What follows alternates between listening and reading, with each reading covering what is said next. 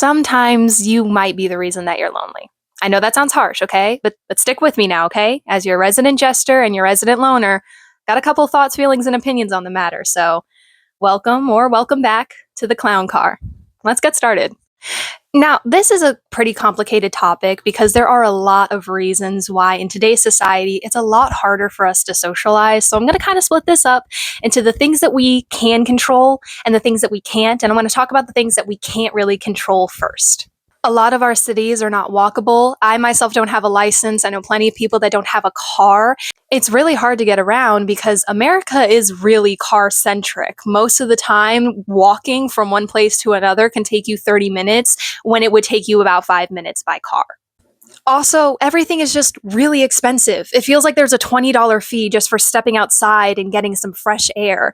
You can't loiter on benches, the thing designed for you to sit, and there's no more third-party spaces. I watched movies when I was growing up of teenagers spending the entire day at the mall with $20 to their name, back when $20 was a lot of money, and they never got kicked out, they never got harassed, they never almost got threatened with the police for loitering.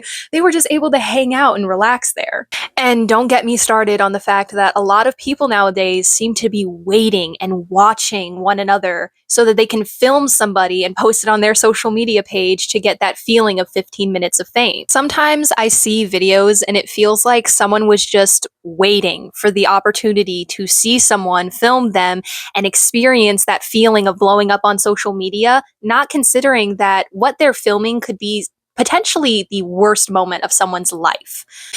I do think that that has made me sometimes scared to go out in public, to be myself in public. I enjoy doing clown makeup, and I sometimes worry about doing that and then going out about my day because what if someone films me and I end up on someone else's TikTok page completely without my own knowledge, and then I'm being bullied on this corner of the internet that I didn't even want to be on. There are some things, though, speaking specifically to Gen Z, because that is my experience, that we are doing to ourselves that are making us lonelier and lonelier by the day. Nay, the minute.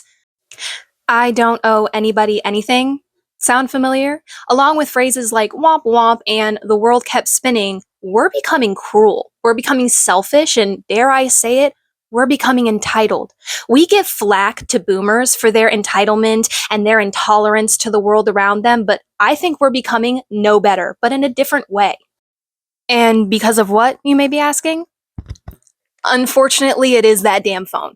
Okay, give it over. No, give me that phone. Give it to me. We need to have a conversation, okay? Put it down. I don't want to be that person, but just stick with me, okay? Listen, I don't want you to be psychoanalyzed, and I don't want you to feel lectured in this video, but I just have a couple of thoughts about this that I just need to get off my chest. We've gotten very used to the cycle of scroll, swipe, block, scroll, swipe, mean comment, scroll, swipe, block, block, block, scroll, swipe, swipe, swipe, and never having to interact with things that bother us or annoy us because we can curate our own feed. I've seen comments where people blocked someone because of their haircut. Huh? And I don't want to put myself on a high horse. I'm definitely guilty of this. I have blocked people because I don't like their style of content. But I think that this is slowly making us more intolerant to things that we don't like. We cannot handle being around people that we don't find attractive, that aren't serving the purpose of entertaining us. And yeah, you can say what you'd like about shorter attention spans, but that's not what I'm talking about. I'm talking about the fact that we cannot interact with things that we don't like anymore. We cannot handle it. We have become so used to curating our own feed that interacting with something that we do not like, that we can't immediately scroll away from or block from our site, feels almost offensive. And I have seen this behavior from other generations. I've worked in food service since I was 16. I've seen everything, but I am specifically speaking to Gen Z here because that is the generation that I'm from. But to my Gen Zers, okay, stick with me. Let me hold the hand that's empty of the phone that I took from you, okay? We need to get more in touch with the real world. We need to get used to being inconvenienced and annoyed again.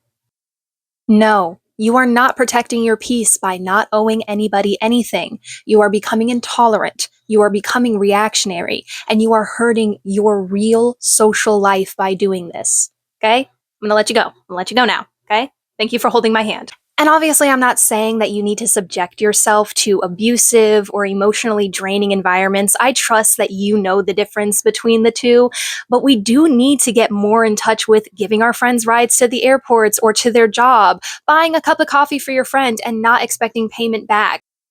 And this kind of leads me into my last point that we have lost touch with a lot of our community because we've lost touch with being simple. Every time you hang out, every brunch, every picnic, every single thing has to be Instagrammable or a TikTok video. You're so wrapped up in participating in certain trends, whether that's fashion or online, that you forget to just spend time with the people around you. And there's nothing wrong with building these types of memories. I do that with my friends all of the time. But I think it's also equally important that a lot of the memories I have with my friends, the best memories, are only in memory. There's no pictures, there's no videos. The only time that I will ever have like proof of the fact that that happened is when I talk to my friend and they also remember. They don't exist on social media or even on a video or picture. If you can't hang out with your friend because they have a lot of errands to run, go shopping with them. That's a lot of fun to do with your friends. Can't hang out because you have an apartment to clean? Well, I have plenty of free time and it gets done faster with two people, so I'm coming on over. One thing that I am really interested in doing once I move closer to my friends again that I got from TikTok is an open door dinner policy. Basically, if you text me about an hour before I make dinner, you are more than welcome to come over. Just give me a little bit of notice, and then hey, we can share a nice meal together, even if it wasn't planned. I think we're just becoming more and more lonely because we do not have a village, but we also do not want to tolerate being annoyed long enough to actually find that village. We do not want to do the work and tolerate putting up with other people long enough to find that village. Sometimes people are going to ask you to do things that are going to inconvenience you, but you do them because you care about that person and you want to make sure that they're taken care of. We're losing empathy, we're losing care. And I'm not saying that you have to go and pay for a stranger's entire cart of groceries or give someone the literal shirt off of your back, but we don't owe anybody anything. We owe everybody everything. We owe each other everything. We owe each other empathy. We owe each other community and kindness and care. We owe each other calling someone in rather than always calling them out. And that is a topic for another day. So thank you so much for joining me.